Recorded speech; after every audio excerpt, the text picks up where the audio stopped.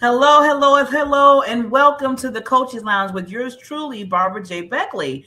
And as I always say, this is one of my favorite signature shows that we have under the DFN Broadcast Studios Network because we get to meet and understand and just see how many coaches out there, how many coaches out there are not getting the love. I was just talking to my wonderful, and I have a queen coming on in a minute. We're going to be talking to her, Miss Courtney. But I was just telling her, I said, I never really seen too many shows that really spotlight coaches, educators, and mentors. So we're always just working for everybody else, right? And we're just, because that's what we do. That's where our zone is. We want to make sure other people are getting to what they need in their lives, be it in any kind of area.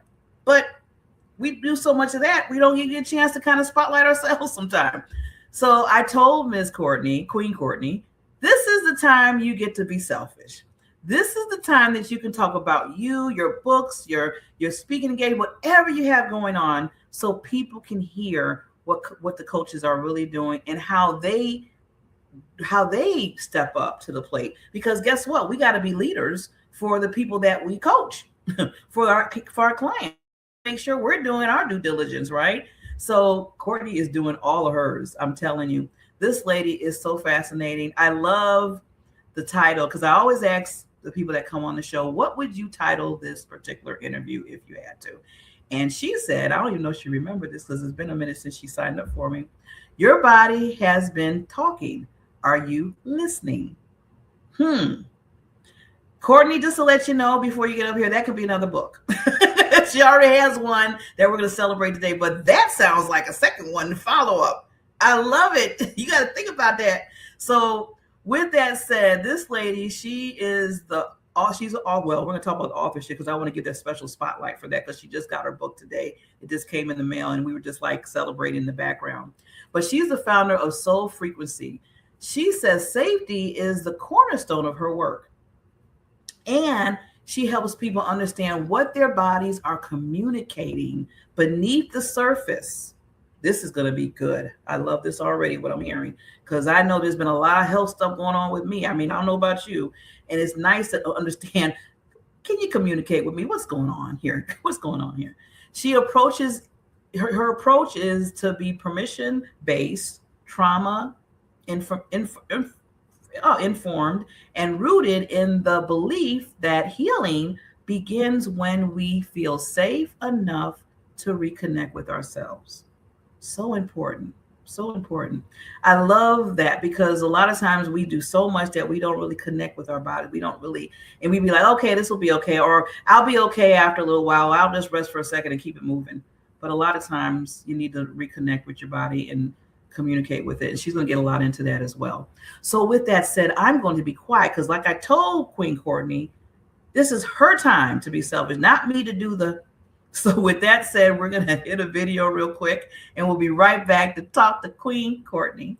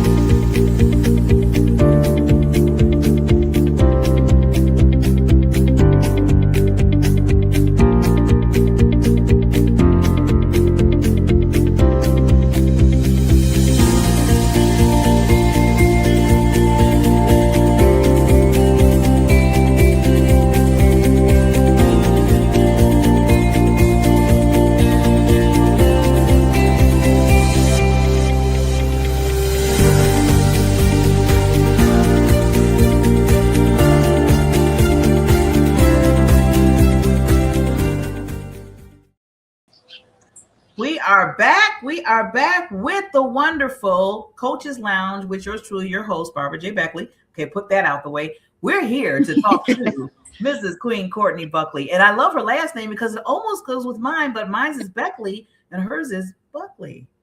My middle name is also starts with a J, so we're not that far off. We connect like that too. Yeah, my middle name, well, probably my middle name is Jacqueline, but I don't know if that's mine's Jean. Jean. Oh, okay. It's funny because you say that because a lot of people are like, hey, Barbara Jean, Barbara Jean. I'm like, it's not Jean, it's Jacqueline. But they like to say Jean. But after a while, I'm like, so we Both still are connect. fitting. We still connect. Yeah, we still connect because they say it anyway. Oh my God. I just love you so much already. Like I was telling people, and I'm really open here with on the show. I told Mrs. Courtney, Queen Courtney, that this is conversational. We're getting to talk about her and what she's doing. But, we were also saying that times, we don't get a chance to really talk about what we do because we're so busy, like I said earlier, really helping other people out because, that's our job. That's what they hire us for as a coach or, mentor or what have you. And I told Miss Courtney to be selfish today. I want her to do that. And in the midst of it, I don't know if she wants to start now or in the midst of our conversation about what she just received. Well, we can do it now. I don't mind. Okay. This is your thing. I'm giving you the floor on this one. It's been many years in the making. I think I took the pen to paper in 2020 or 2021, one of those 2 years. I don't remember exactly, but I took the pen to paper and started brain dumping then. And as of today, I got my book in the mail. It was published a week or so ago, maybe 2 weeks ago, but I got it in the mail today. So it's like real. Yay. So it's called The Art of Remembering. Bring it closer. Bring it closer. There you go, Queen. Let them see the whole thing. We are celebrating. It's called The Art of Remembering, and it's really a memoir about my journey through grief, through loss, through motherhood, through programming and conditioning, and really unlearning things and rediscovering myself. And there are parts of this book that I have not spoken a word of to anyone. So it was very cathartic in the writing process. And now, like while I'm really excited, there's so many emotions involved at once, because it's like, yes, I really wrote a book. Like, oh my God, I can't believe I did it. But then it's like, we're human, right? We have human brains.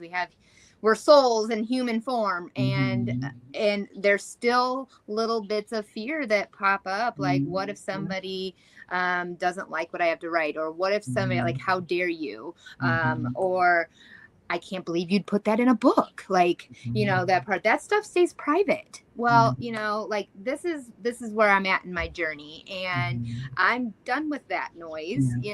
I'm here this is going to land for so many other people. This is going to give a permission slip to so many other people that need this message. Now, they might not have gone through the exact same things that I have, but they can relate in what I have gone through in their own story. And it gives them the permission to take their own journey and to heal the parts of them that are wounded or silent, that have been silenced, or whatever the case may be, and really start listening to themselves and trusting themselves and really rediscovering who they are at a soul level versus what they've been operating at their entire lives. Yeah. And I just have to say, I give you so much love to that and kudos, because you're right. It's going to hit people that really need the hope. It's going to hit people that really need to feel like they're not alone in whatever situation, maybe something similar that you went through or dealt with. And it's going to make them not fearful, but fearless to say their story, because you were fearless to do yours. So all of that hits. Yes. I love it. I love it, because you will not believe the tears and the smiles and everything that went into this, that transpired through this process. And like, I couldn't believe the words that I was actually typing when I was doing this. I'm like, am I really going to say this? Yep, sure am. Some about when you start, it's just whoop, there you go. It's like, I even had, like, when I was done with the manuscript, I sent it out to beta readers, and when I got my final feedback back from the final beta reader, I was going over, like, I was rereading it myself, right? And then I was in this one particular chapter, And I realized, I was like, wait a minute. Like, I took myself out of the authorship and put myself in the reader's shoes. And I was like, oh, wait a minute. There's this one paragraph that readers are going to be like, wait a minute, who's that? What's going on here? And why is it never talked about again? And then I was like, this person deserves a chapter all on their own. So then I had to go back and add a completely whole new chapter. Wow. Yeah, which actually turned out to be the longest chapter in the book. But it turned out fabulous. I'm very happy with it, and I'm so excited, and I can't wait to share it with everybody. Yes. You know, I self-published through Ingram Spark, and to be honest, because I'm so new at this, I don't even know all the platforms that it's on. I know it's on Amazon. I know it's on Barnes & Noble. I know it's worldwide. I just don't know what all the platforms are, to be honest. Well, just make sure you get the link so we can go and purchase it. That's the big difference. For sure. Yeah. Definitely. You need to send me that when you get that part, and then we'll make sure that gets out there. Absolutely. But I'm so happy for you, Queen. Thank I'm you. so happy that I can celebrate with you today as you're on the show and talk about, a little bit about the book like you did. And again, just making sure, like you said, I know it's a lot of therapy through that, because I know when I wrote my first book a while ago, and I was talking about basically not getting over, but there was certain death in my family. My father passed away, but he passed away because somebody else took his life. I thought I was okay because I was 17 when he passed. So I did the book like I was in my 40s. So I'm thinking, oh, I'm good. I can write this. I wanted to put it out there and really honor him and let people know that you can get through certain things like that. Oh boy, Queen, when I started writing, I did not know there was some things that was touching that I thought I was okay in. Yeah. Yeah, it's funny how those old wounds get brought to the surface when you start touching those nerves. Ooh, yes, it did. They're buried, sure, but once you let them come to the surface, and if you allow yourself to be still enough to listen and to allow them to move through you instead of trying to suppress them, man, you can do some really important stuff with that. And that's what you did. That's what you did in your book. And I believe I did too, that if you get past, like you said, that part, instead of holding it in, you're right. You're right. So it was like I wrote the book, then I got my therapy session at the same time. That's exactly what it is. It's like I couldn't even count how many years of therapy all in one process here, I mean, a whole lifetime of therapy, really, because you're going back to childhood wounds, So yeah, absolutely. Yeah. And it saved us some money, huh? Sure did. Sure did. I said, should have been writing books all along. If I oh my goodness. But Queen, so thanks for again, please people, we're going to make sure that we get this information from Queen.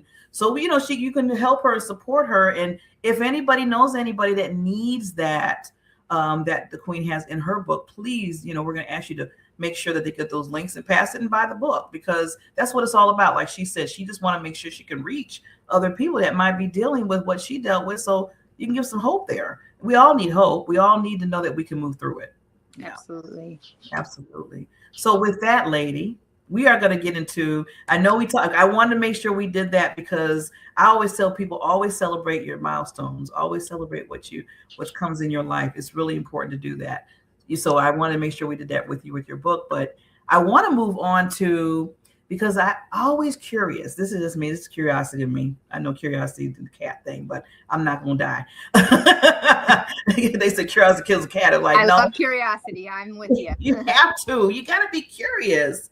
So I'm always curious, especially when it comes to individuals that I meet that I know that they're doing some awesome things like you're doing, Queen. And then I'm like, okay, but how did I know it didn't just like that? I mean, somewhere down the line, something happened where they got to this point in their life. So can you give us a little backstory of how you got to where you are now? Sure. It's also in my book, by the way. So you're good. You're good. But no, two really big events were kind of the driving forces. They were the catalysts that really have started the journey. First was the birth of my son. He actually his birthday's today, actually. Wow. This is more of an honor that you're on here. It's your son's birthday. Well, he's with his dad, so he's not. Okay. We celebrated last week. So he's 10 years old, and 10 years ago I had him, only he was supposed to be born in October. So he was born at 27 weeks. And so we had a NICU stay of 52 days, which is a lot shorter than what it should have been for the typical 27 weeker. They say on average they're in the NICU for about 90 days. So, I mean, he was gung ho. He was ready to come and meet the world and learn his lessons. And, you know, like, he's like, let's get this show on the road. and there wasn't a spitting thing wrong with him. You know, like, yes, you have your ups and downs in the NICU, but ultimately there wasn't anything wrong with him. And now he is a happy, healthy, thriving 10-year-old little boy. But so there was that, being in the NICU and having a child that early teaches you many things simultaneously. It teaches you strength and courage and resilience and all the things that you didn't know you could muster up in that, because as much as you had this overflowing amount of love for this little thing that you just gave birth to, you were also crippled with fear and despair and not knowing what the next moment held. And everything was really out of your control. And so you had to really lean on whoever your higher source is. You know, I remember leaning even before I gave birth, when they told me that it was time, that it was go time. And I didn't know what to do. I just said, God, I mean, I can't do this alone. I need your help. And in that moment, like, this blanket of peace came over me.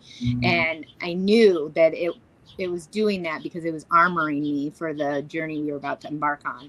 So there was that, right? The NICU stay, all that. Then when he was 2, I met the love of my life.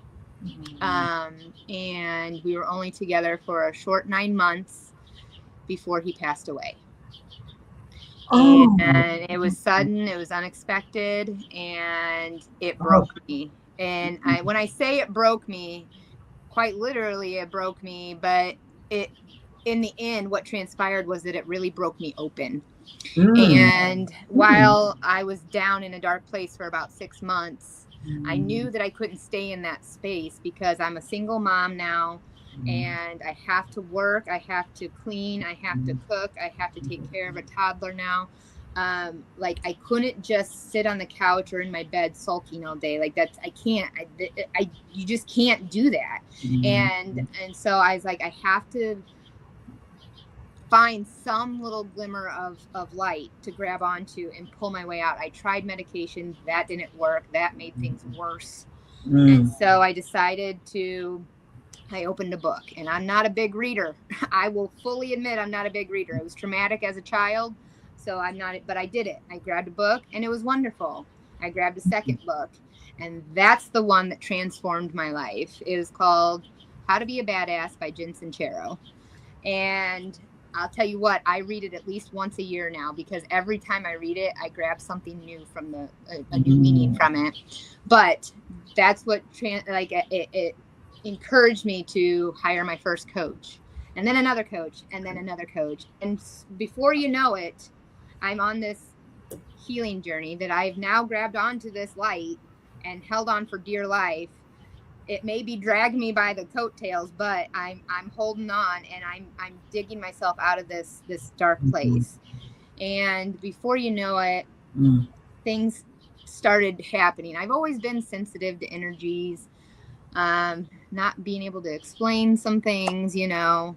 But I started getting these nudges. Even when I was in the NICU, I started getting nudges. But really the big one was when Henry was like, I want to say he was 4, maybe. And I was working one of my second jobs, and it was during the pandemic. So he had to get a surgery. He had to get he had already had his adenoids out. He had to get a tonsillectomy. So we had to quarantine before, then surgery, then quarantine afterward for recovery. Mm-hmm. Then I had a trip planned to California to go visit a friend, which Wow. was another catalyst for everything. But my boss asked me, well, there's going to be like 4 or 5 weeks that I was going to be gone. And he's like, well, just let me know when you're ready to come back. And I'm like, on that note, I think this is where I'm going to take my leave. Wow. It was one of those jobs. Love the people I worked with, Mm-hmm. and I still work with them during the holiday season. But that's another story. But I pretty much full time said bye to it because it was the environment that was soul sucking, and I was like, I can't do this. And lo and behold, when I left and when I finally took the leap, because I didn't have a backup plan. I didn't have, I'm a single mom. This is what's paying bills, Wow. And lo and behold, when I took that leap of faith, scared, crapless. Are we allowed to cuss? I don't know. Things started to align. And that's when I became a student pilot. I started writing my book. I was introduced to Reiki. People started asking me, have you ever thought of Reiki healing? Have you ever thought of Reiki? Have you thought of becoming a practitioner? And by the fourth one, I'm like, what the hell is Reiki? And so then this fifth person asked me, have you ever thought of theta healing? I'm like, okay, this is before I even shunned coincidence, because I don't believe in coincidences anymore. But at that point, I still did, and so I was like, this is getting a little odd. Okay, this can't be coincidence. And so I was like, well, let me do some research. I should probably get a session done before I go all in, because I'm on a roll, baby. And I knew when I finally scheduled my first session, and I knew immediately that I was supposed to be a Reiki practitioner. It was something that I'd been searching for my whole life without even knowing that I was searching for it. And then, so I go through the different attunements, and I become a Reiki master and a teacher. And, but at Reiki, at level 2, you can become a practitioner. And so that's when I opened my business. And the girl that did my first session, we crossed paths again, and it came to be that she was looking for someone to share a space with. Like, she was looking for another practitioner. I was like, wait, are you asking me if I want? She's like, yes. I'm like, oh, okay. And that's what started my business. And then a couple years later, they started a family. So she wanted to pass the to you, to me, right? Yeah. But I had never done any commercial leasing before, and I did some research. It's typically a 3-year lease, and I was like, I don't know. It doesn't really feel aligned with me. I don't know where I'm going to be in 3 years. Hopefully, it's not here. But at my house, I have a little she shed on the side of my house. Which used to be my son's playhouse. Well, certain things happen, natural consequences. He actually offered. He was not upset that it got taken away. He goes, Mom, you should use this for your Reiki. I said, see how the child children. A good idea, kid. So as soon as he went to his dad's, I overhauled it. It became my second location, because we hadn't closed the first one yet. And I actually have more traffic here than I did in the first location in Bloomington Normal. Yeah. Wow. So now, because I live in a small town now, I grew up in Bloomington Normal, but I'm in a small town now, on the outskirts of that town. So, I'm kind of in that middle ground where lots of the surrounding towns it doesn't take very long to get to me. So it's cool. Anyway, so that's where I became, like, I really started my business, and that was 4 years ago. Right. And here we are, and it's been a slow process, but I have no business background either. I'm doing everything intuitively led, and while I'm taking bits and pieces from other people, I have to tweak them to put my own flavor on it, because not all of it works for me, right? And I'm not going to operate in a way that doesn't align with me. So here we are, and now I've wrote a book, and I mean, like, all the things. So those were the two main catalysts. That was a long story short, or long version, sorry. Well, again, I'm just thinking about how you persevered through, first your son, which God, I'm so glad that he's good at going through, like you said, with the short birth. I mean, the time that he was birthed into this world, and didn't have any complications. That is like, I know that was God. Yes. So I'm so Absolutely. glad that, and now he's 10 years old today. And then the part where you lost the love of your life in what, 9 months, you said? We were only together for 9 months. Yeah. 9 months. Yeah. I know that. Yeah. When you said it broke you, but I like how you said it broke you, but it opened. I like how you did that analogy and how other things came in your life where you got to the point where you are now. And I always tell people there's always something that changes something, turns something around in your life that gets you to where on that path. And Absolutely. yeah. Some people will allow grief to break them open Mhm. and transmute that pain into purpose, and others use the grief to, unfortunately, harden their heart. And, Yeah. and It's the, yeah. luckily for me, Keep I hardening.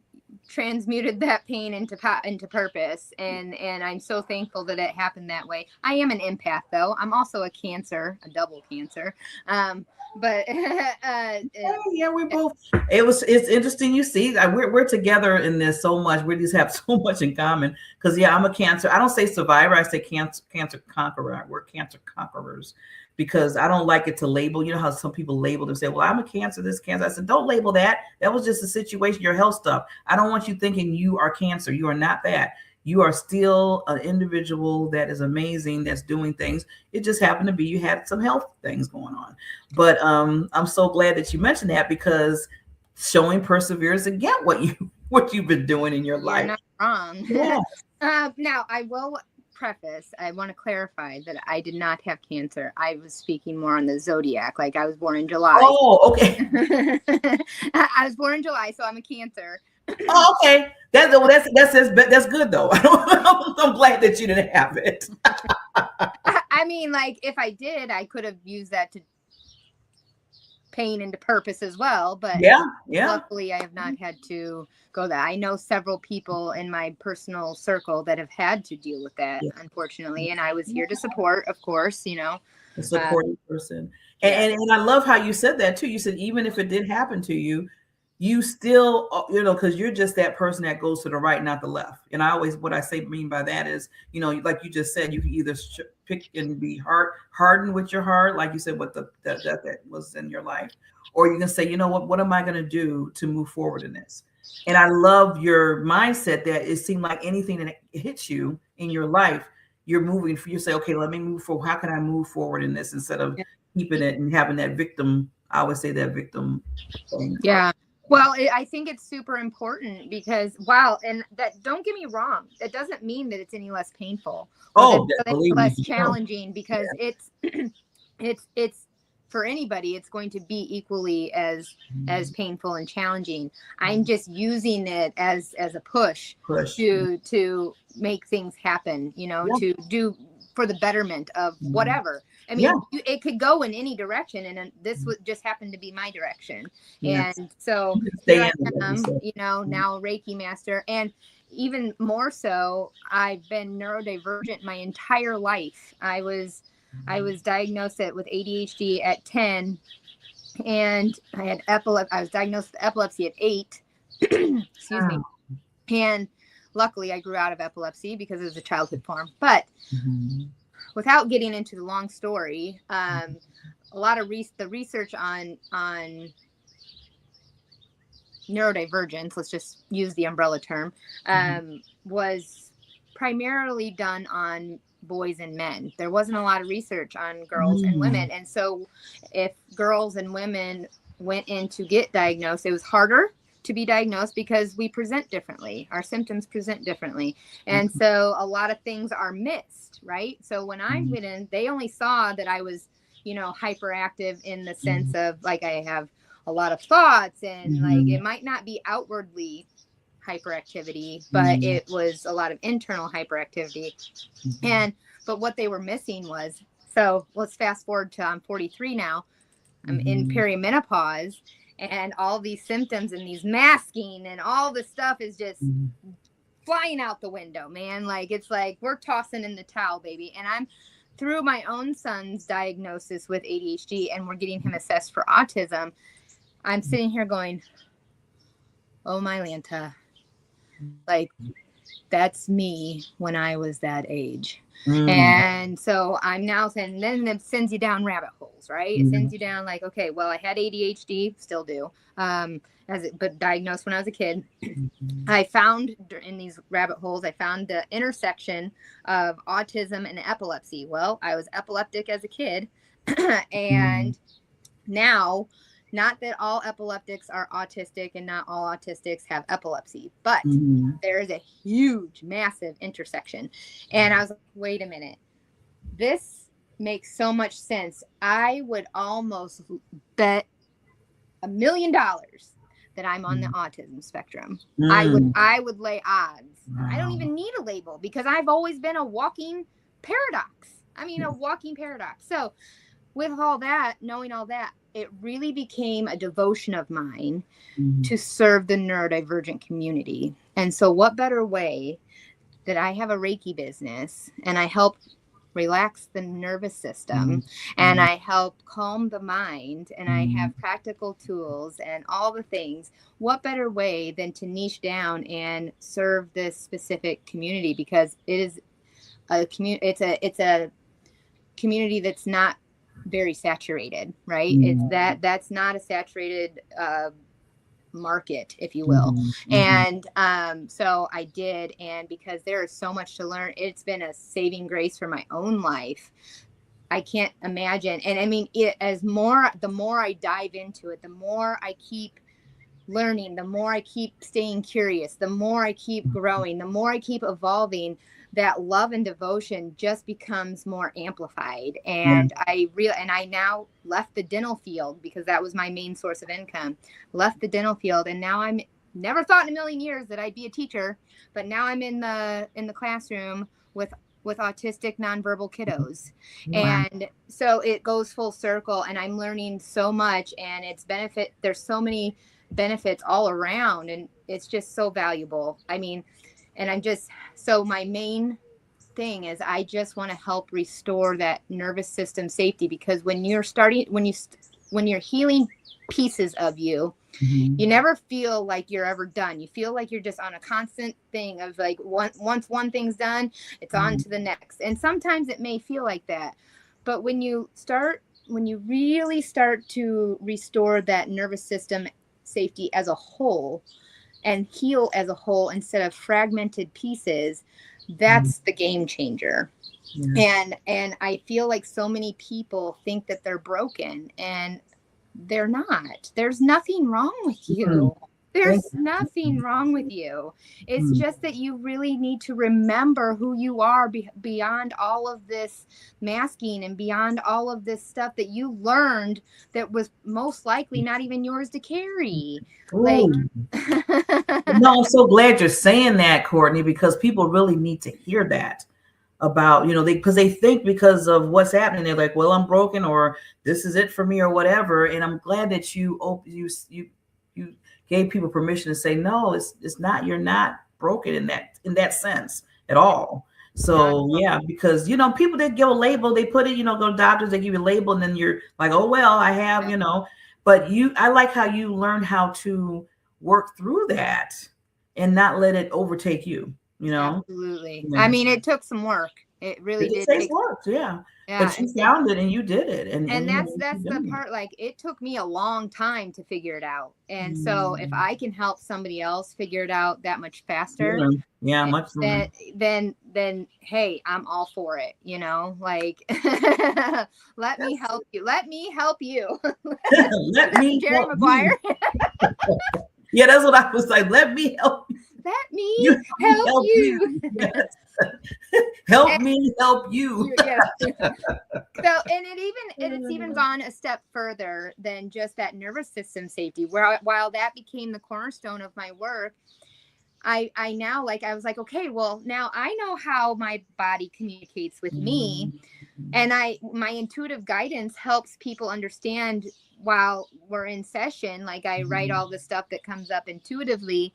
So I was like, but how do I teach this? And I finally, after asking so many questions, that I finally got like this hard slap in the face. They're like, listen, it's not necessarily a teachable thing. Like, everybody's body is going to be communicating something different. So one person's anxiety is going to mean one thing for them, but another person's anxiety is going to be saying something completely different. I was like, oh, yeah, you're not wrong there. So I had to pivot a little bit. I'm like, okay, well, we can do this to where it's intuitive. I can, in the meantime, until I figure out some kind of framework to kind of help people, I got to get them to a place where they feel safe enough to be able to pause long enough to listen what's going on underneath the surface, right? Because they usually just stop at the surface level. I have a pain in my knee, or I have anxiety, or I have a headache, or, whatever, that they say, oh, well, I got to take some ibuprofen, or I got to go to the doctor, or I got to have surgery, or whatever. You're stopping at the surface. You need to dig deeper. There's almost, not always, sometimes it is just injury, but if it doesn't heal like it should and it stays around for a while or whatever, most likely, I'd say 8 or 9 times out of 10, there is a energetic, spiritual root cause from said injury or trauma, right? And so I have to get the client to a place where they feel safe enough to be able to pause long enough to listen to that, right? So we've got to start at the beginning. This is a process. This isn't just a one-off Reiki session. It's got to be a whole thing, right? And so I was like, okay, well, we'll create a program, like a session of sorts, that's just no Reiki, just intuitive guidance to work with maybe 2 chakras, that something that's you're experiencing in your life, and I can help you understand what's going on underneath the surface. Because if you can do that, then the more you start training your brain to feel safe, like, because you logically will understand, okay, well, I know that I need to change some patterns. I am aware of the patterns. I need to change them. Now I need to make different choices, right? Well, you can logically know that, but your body doesn't always agree. You have your nervous system has to catch up with that, and it has to feel that safety, right? So I have to get them there. So if I keep working with them in that sense and allowing them to dig to underneath the surface here and get to the more root cause, eventually they're going to be able to do it on their own, and I'm empowering them to do that. So the transformation from, completely dysregulated and mental chatter, or whatever you're coming to me for, probably a host of things, I would assume, all the way through learning and restoring that safety to now I'm able to understand what my body's communicating to me. And thank you so much. I don't need you anymore.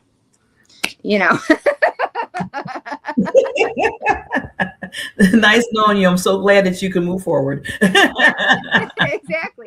I don't want to be a person that you have to come to me over and over and like you become dependent on me. I'm here to help you and to empower you so that you can carry on your healing journey on your own. Now, I'm not saying that it's just going to be a few sessions. Sometimes it takes quite a few, and I'm okay with that, but I'm not wanting to see you for years. Okay. Like You're trying to get them off that. Yeah. Now, if you're one of those people that will do it for maintenance, because I like to think of Reiki as an energetic chiropractor almost. Like, just like the physical spine needs adjusting, so does your energetic spine. And so if you're doing it for maintenance and really just coming in for balancing and relaxation, that's a different story. You're not coming in necessarily for me to, do the body wisdom side of things and restoring safety. We've already done that. Reiki will always have its place in your life forever. It just, well, if you're willing, of course, but that's almost like it's a maintenance thing, because just like anything else, it requires maintenance. The other part, now that's the part where I want to empower you so you can do it on your own. Yeah, definitely. And I love this because there's so much awareness. And like you said, because I heard of Reiki, I talked to people about that, but you really put it into really good terms of understanding how it works and how it relates to your body and everything. So thank you for explaining that. And that's what I really love the audience to hear that, because I know there's a lot of people out there probably like, okay, I heard about it, but I don't really understand all of it. And you just put it all like in a bow. You put it you're giving a bow.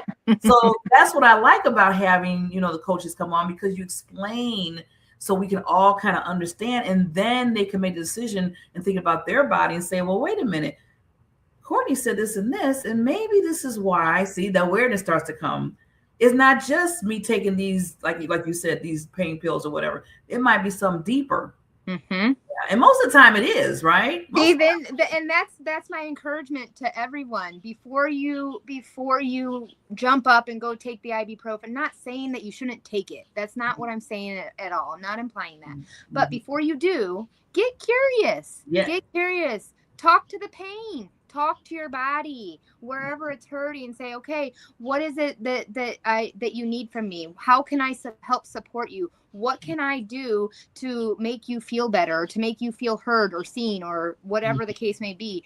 How can we work together to make this ease? Sometimes it's all about telling your dang body to turn the volume down. Like get some sleep. I hear you. You can turn it down a little bit. That works too sometimes, not always, but sometimes it does. Sometimes it's just easy stuff like go to sleep or something like that.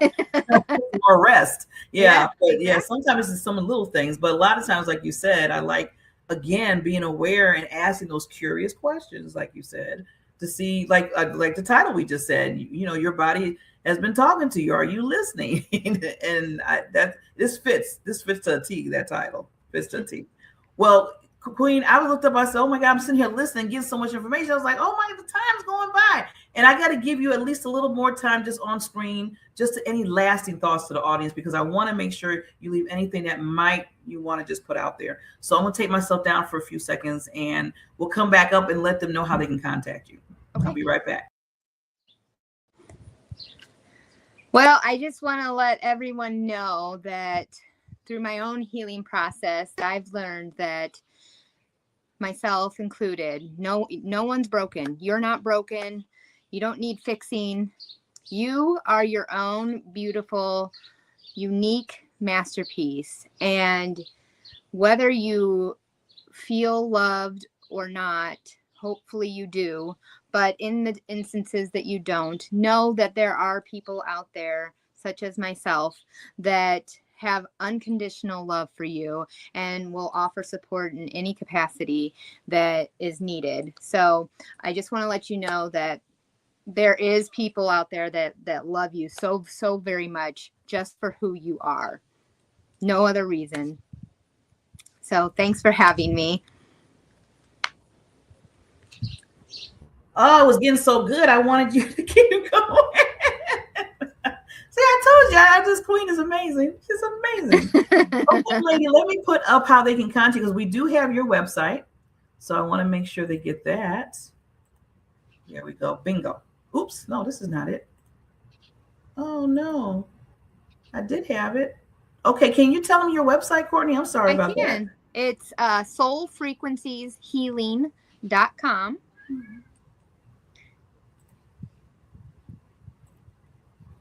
Okay, I'm going to make sure we put this up here. We're going to get this right. Let's see. There you go. Yeah. Yes, that's it, right? That's it. Okay, please, people, take a shot. Like, it's easy. Just get your phones and take. And there's this too. Oh yeah, you got to get the book. We got to get the Art of Remembering. I can't wait to order a copy, Courtney. I'm going to be doing, it's in the works. So there's going to be a virtual launch. Like there's going to be like a little mini reading and conversation or Q&A. I'm also going to be doing one live, but for people that aren't around, like in my local area. So there are going to be a couple launches, and I'm hoping to get things moving here. But I was just trying to embrace the moment today. And you know what? You deserve to embrace the moment for that. Like I said, that's a milestone in your life. That not only for you to just feel good that you got that out there and you did a lot of work for it, but then how many people can get touched by it? See, that's the part that I love. I started rereading it when I got it today, and I got through 3 chapters. Like, man, I got to put this down because I'm crying my head out. I'm like, it still stings in me. I told you, it just, yeah. Like, it did, yeah, because I did it too. I read it over again, one of my 2 chapters. I said, wait a minute, it's still more. But it's good because, again, it just shows, again, how people need to realize that, to take that time. Because like I said, in your book, it shows them how you went through a lot of things. And they're like, you know what? If Courtney can do it, and she was fearless to do it, I think I can do it too. That's all I like to hear people say, because I'm like, now you made a decision in your life to say, yes, I can do that. Or I don't know that I was fearless, but I was brave enough and was courageous enough to fight through the fear. So that's being fearless. You went through the process. Yes, I did. Yes. To go through the process. Yes, you do. And then thank you for letting everybody else understand they go through the process as well. So yeah. Yes. But back, lady, there's so much more I know that you had, and I just want to make sure we can bring you back. There's a little hummingbird right there. Oh my God, I can't hear. I wish I could hear it. It sounds so pretty. Oh my gosh. Oh my God. It scared me at first because I thought it was a really big bug. Yeah, because when you looked over there, it's I was a really small bird. You were getting me kind of curious, like, okay, what's going on? Is she okay? What's happening? There's a little hummingbird. Oh. Well, with that, we're going to basically bring you again, your family, to us. You and the hummingbird and everybody else. I love this. See, this is what I love about interviewing people, because you get to know them, their personality, especially people that are working in your life. So reach out to Brittany. I'm going to put this one more time because I want to make sure they get your information. Take a screenshot of it. It's also going to be in the show notes as well. When she gets her links and everything ready for her book, we will make sure to get that for you as well, because we want people to buy the book. That's not saying buy the book, but there's a reason for it. And you never know. You never know yourself or somebody else that might need it. I always say that.